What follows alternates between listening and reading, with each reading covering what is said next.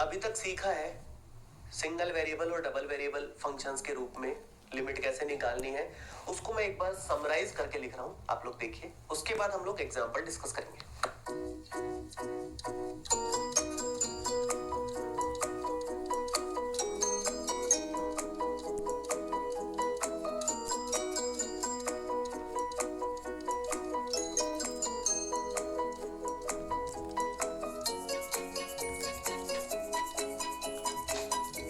तो अभी तक हम लोगों ने जितना भी सीखा उसकी मैंने यहां पर समरी लिख दी है। सिंगल वेरिएबल फंक्शन भी और बाई वेरिएबल फंक्शन भी। देखिए, सिंगल वेरिएबल फंक्शन इस तरह के बनेंगे, कुछ ना कुछ कर्व बनेगा, मतलब लाइन डायग्राम होगा। उसके किसी पर्टिकुलर पॉइंट पर हम लोगों को लिमिट निकालनी होगी, तो दो डायरेक्शंस पॉसिबल हैं या दो पाथ पॉसिबल हैं उस पॉइंट तक पहुंचने के। या तो लेफ्ट साइड से उस पॉइंट तक पहुंच जाओ या राइट साइड से पहुंच जाओ उस कर्व के अलोंग। तो उन दोनों पाथ से अगर सेम पॉइंट तक आप पहुंच रहे हो, अगर दोनों पाथ से जो रिजल्ट मिल रहा है वो इक्वल आ रहा है, तो लिमिट एग्जिस्ट करेगी, अदरवाइज नहीं करेगी। सिंपल बात।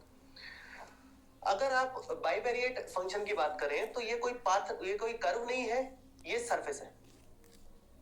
सरफेस है मतलब कंप्लीट ये पूरा का पूरा है। अब इसके किसी पर्टिकुलर पॉइंट तक अगर पहुंचना है तो सरफेस पे तो इनफाइनाइट रास्ते पॉसिबल है पहुंचने के।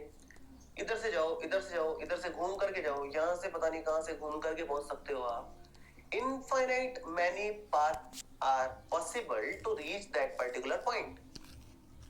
तो हर एक कर्व इनफाइनाइट मैनी पाथ कौन से होते हैं? ये इनफाइनाइट पाथ कौन से हैं? ये इनफाइनाइट पाथ है हर वो कर्व जो इस पॉइंट से जा रहा है। अगर कोई कर्व इस तरह से है जो इस पॉइंट से आ रहा है तो ये भी एक पाथ है।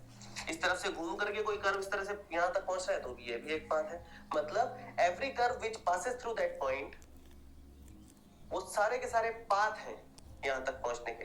वो हर कर्व यहां तक पहुंचने का पाथ है जो इस पॉइंट से गुजर रहा है।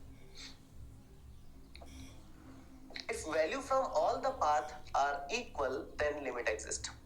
अगर सारे पाथ से वैल्यू इक्वल आ गई तो लिमिट एग्जिस्ट कर जाएगी। अगर किसी एक पाथ की वैल्यू भी डिफर कर गई, अलग आ गई, तो लिमिट एग्जिस्ट नहीं करेगी। बस इतनी सी बात है। अब हम लोग दो एग्जांपल्स डिस्कस करेंगे जिससे एग्जैक्टली क्लियर हो जाएगा कि बाई वेरिएबल फंक्शंस की लिमिट कैसे निकाली जाती है अलग अलग पाथ का इस्तेमाल करते हुए। देखिए, स्टार्ट करते हैं।